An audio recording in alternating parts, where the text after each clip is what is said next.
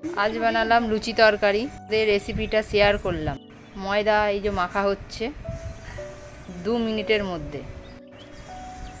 ময়দা মাখা হয়ে গেছে। ভাজা মশলাটা ভেজে নিচ্ছি, গুঁড়ো করে নিচ্ছি। গুঁড়ো করা হয়ে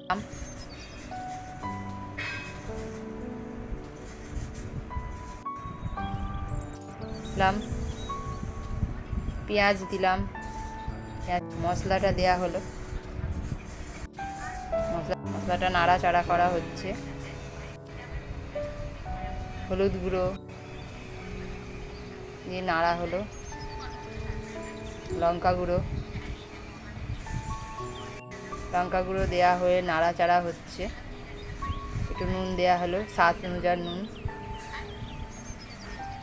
আলু আপনারা সেদ্ধ করেও দিতে পারেন, আপনারা কাঁচা ভেজেও দিতে পারেন তরকারিতে। নাড়াচাড়া করা হয়ে কড়াইটা সেদ্ধ করাটা দেওয়া হলো।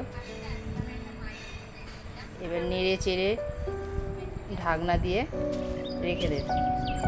কসুরি মেথি একটু দিয়ে দেবেন, নামানোর সময় একটু ভাজা মশলাটা দিয়ে দেবেন। ভাজা মশলা দিয়ে নামিয়ে দেবেন।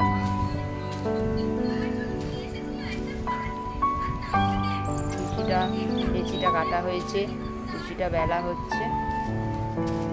তেলটা গরম হলো, লুচিটা দেয়া হচ্ছে। ফুলকো ফুলকো লুচি।